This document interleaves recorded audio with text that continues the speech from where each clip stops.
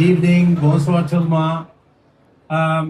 मेरे लिए ये बहुत ऑनर की बात है कि बदर भाई ने इतने बड़े मेले में मुझे इज्जत दी।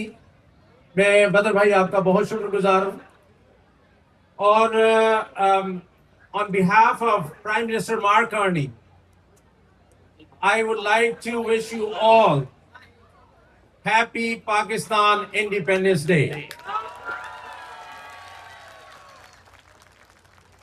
ये जो आपकी नई गवर्नमेंट है under the leadership of Prime Minister Mark Carney Canada की, we're building Canada strong, doing big things, bold actions, diversifying our international trade including with Pakistan।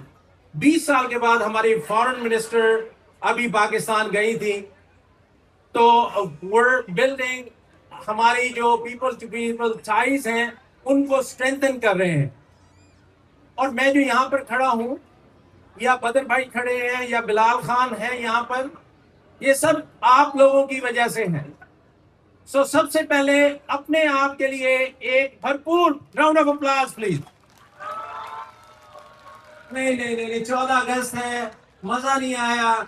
इतनी स्पिरिट, इतनी अच्छा इन्होंने परफॉर्म किया है। So for yourself give a round of applause with 3 2 1 go. There we go. That's the spirit. That's the spirit of Pakistan Independence Day. हमारे हमारे हमारे यहाँ हमारी सेनेटर सलमा दागा जान